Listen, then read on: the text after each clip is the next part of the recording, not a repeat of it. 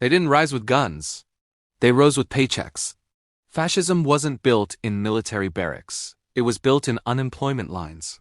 And the most dangerous dictators in history didn't promise glory. They promised stability. Welcome to the It's Financial History 2, where money explains power, and power explains everything else. Fascism didn't erupt out of fear alone. It grew out of empty wallets, collapsing currencies, and a desperate belief that the state, any state, could fix the crisis. When most people think of fascism, they imagine marching soldiers, thunderous speeches, and flags flooding public squares. But behind the spectacle, the true machinery of control wasn't military. It was economic. Dictators didn't win loyalty with rifles. They won it with salaries.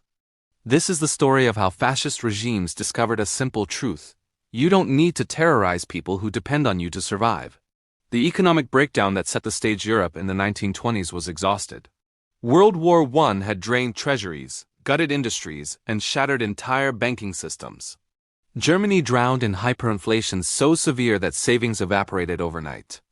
In Italy, returning soldiers came home to no jobs, no pensions, and no hope. Democracies were young, economies were weak.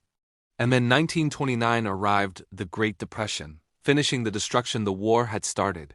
Unemployment exploded across Europe. Families traded furniture for bread.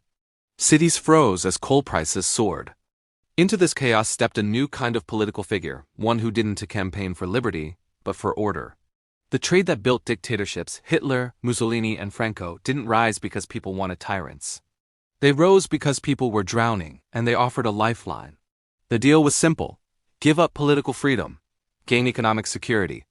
And millions accepted. Germany's economic miracle. That wasn't. When Hitler took power in 1933, Germany was collapsing, 6 million unemployed, industry crippled, foreign investment gone. Yet within just 3 years, unemployment had almost disappeared. Highways, stadiums, factories, even the Volkswagen, all symbols of rebirth. But behind the miracle was a financial illusion. The Nazis created secret credit instruments called MEFO bills, essentially an invisible currency. Companies were forced to accept these notes as payment, allowing the state to quietly print billions in off-the-books money. It looked like prosperity. It felt like recovery. But it was simply militarization disguised as growth. Every factory could be converted into a weapons plant. Every new road was a future military route. Every job was tied to war. People didn't feel oppressed because they were being paid. Italy, the corporate state that never worked, Mussolini promised a third way between socialism and capitalism. Workers, employers, and the state would cooperate under a unified national purpose. In practice, it was control. Independent unions vanished. Prices and wages were dictated from above. Companies operated only if they obeyed the regime. Productivity stagnated, debt exploded, and the regime survived only by branding failure as success. Spain, autarky as control. Franco took a different approach: total economic isolation. Spain shut itself off from global trade, nationalized industries, and rationed essentials. The result? Famine, collapse, a black market bigger than the real one. But Franco stayed in power for decades, because scarcity itself became a tool of control.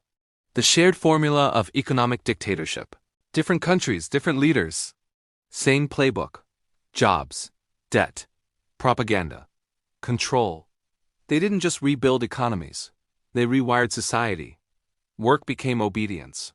Loyalty became currency. Disagreement became unemployment. People didn't feel chained because they were told they were rebuilding greatness. The hidden costs behind the miracles: unemployment vanished, but real wages fell. Prices rose, unions were abolished. Strikes became crimes, propaganda drowned reality entertainment. Parades, subsidized vacations, they all numbed the public into believing things were better than they were. Economic dependence became the soft weapon of tyranny. And here's the uncomfortable part: the economic tools fascists used didn't disappear after 1945. They evolved.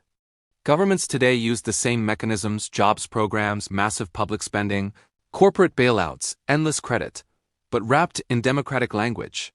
You don't need a dictator when dependence does the job quietly. When your mortgage depends on interest rates, when your salary depends on subsidies, when entire industries depend on state funding, how free are you really? Control doesn't always look like censorship. Sometimes it looks like a paycheck.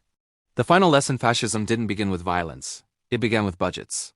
It offered stability in exchange for freedom, and people accepted the deal because chaos is expensive. When the money ran out, the regimes turned outward. War was simply the next stage of their economic model, expansion paid for by conquest.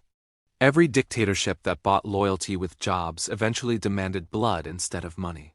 And every democracy that forgets how fascism funded itself risks repeating the story, slowly, bureaucratically, one subsidy and one crisis at a time. Because economic control doesn't always march in uniform.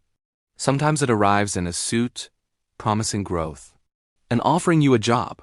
And by the time you realize what you traded, your freedom is already gone. If this gave you a new perspective, hit the like button and don't forget to subscribe to the channel. History has the answers.